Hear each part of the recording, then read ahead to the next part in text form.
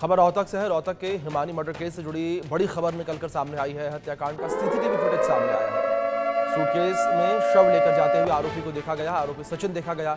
परिवार ने जो है आरोपी को मौत की सजा देने की मांग की है। हिमानी के परिवार ने आरोपी को मौत की सजा देने की मांग की है। परिवार का कहना है कि आरोपी को मौत की सजा दी जाए।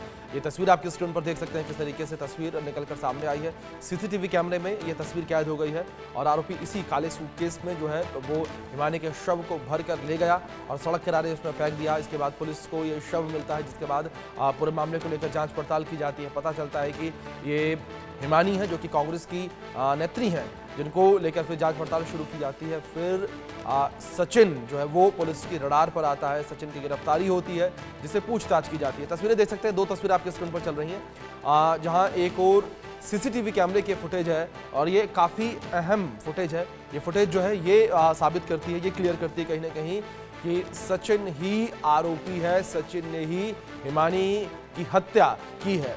और दूसरी तस्वीर में देख सकते हैं जहां से सूटकेस के बरामद हुआ, यानी कि सूटकेस में जहां से ये शव हिमानी का बरामद हुआ। हिमानी हत्याकांड में ये नया मोड़ निकलकर सामने आया है। ये तस्वीरें जो है निकलकर सामने आई हैं, सीसीटीवी फुटेज। सूटकेस में शव लेकर जाता हुआ सचिन जो आरोपी हो नजर आया है।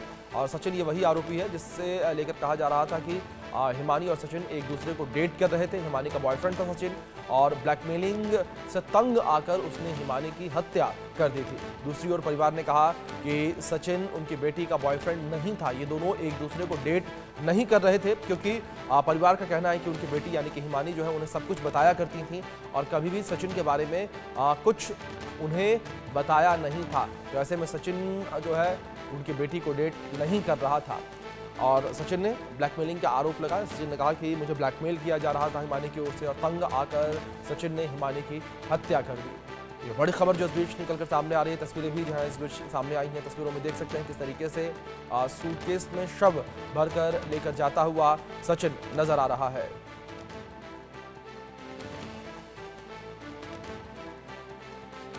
हिमानी हत्याकांड में नया वीडियो निकलकर सामने आया है पुलिस के लिए। ये वीडियो जो है काफ़ी ज़्यादा सहायक साबित होगा सचिन को आरोपी सिद्ध करने में कोर्ट के अंदर। रोहतक से हमारे सहयोगी दिनेश कौशिक जुड़ गए हैं, सीधे उनका रुख करेंगे। दिनेश, सबसे पहले जानकारी आपसे यहाँ पर यही चाहेंगे, नई तस्वीर निकलकर सामने आई है, सूटकेस में शव लेकर जाता हुआ आरोपी सचिन नजर आ रहा है।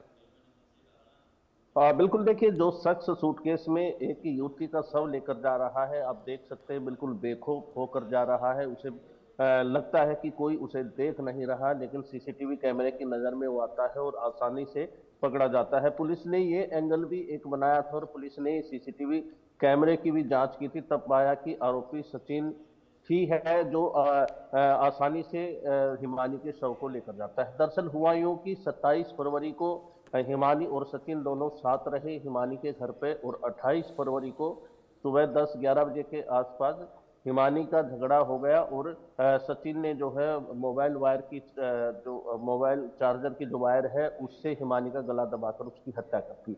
28 फरवरी को ही सचिन आसानी से हिमानी की स्कूटी लेकर अपनी दुकान पर झज्जर चला जाता है और रात को वापिस आता है। तब हिमानी का जो शव है सूटकेस में भर के ले जाता है और घर के थोड़ी दूर चलने के बाद ऑटो में बैठकर वो दिल्ली बाईपास तक पहुंचता है और वहां से फिर बस में बैठकर शव को ठिकाने लगाने के लिए सापला बस स्टैंड के पास पहुंचता है। इस सारे मामले में जो है ये एक सीसीटीवी फुटेज सामने आया है। जी दिनेश, दूसरी ओर कल जो पुलिस अधिकारी हैं मामले को लेकर छानबीन कर रहे हैं, उनके द्वारा प्रेस कॉन्फ्रेंस भी की गई। इस प्रेस कॉन्फ्रेंस में क्या कुछ कहा गया, क्या अहम जानकारियां जो है साझा की गई मीडिया के साथ?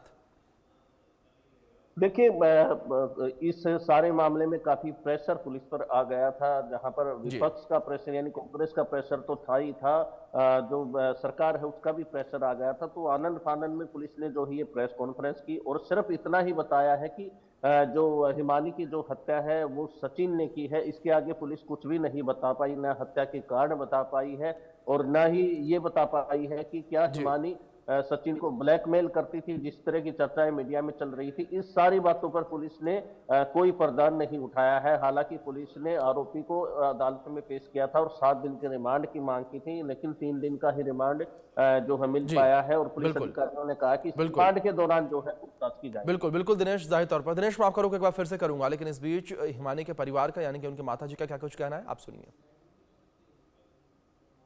आरोपी तो मैं बता रही हूँ, हाँ कोई है और अपना ही है, नजदीकी है, चाहे वो पार्टी से जुड़ा हो, चाहे दोस्त हो, कॉलेज का हो, या कोई मतलब रिश्तेदार हो, तो वो ही बंदा मेरे घर तक आ सकता है जिस पर वो बहुत हद से ज्यादा विश्वास करती है। और उसका विश्वास अगर कोई तोड़ता है, मतलब कुछ भी एक भी लफ्ज गलत, तो वो उसके लिए मतलब एक्शन उठाती थी, चाहे वो मतलब कोई भी क्यों, चाहे वो उससे 4 गुना बड़ी उम्र का क्यों ना हो, वो किसी का भी मतलब गलत बर्दाश्त नहीं करती थी। उसके साथ क्या हुआ क्या नहीं हुआ, किसने क्या किया, जो पकड़ा गया है उसने भी कुछ गलत हरकत करने की कोशिश करी, उसने एक्शन उठाया है, तो उसके साथ कुछ गलत हादसा हुआ है। मैं ये मतलब 100% कह सकती हूँ, वो किसी का एक लफ्ज भी गलत बर्दाश्त नहीं करती थी।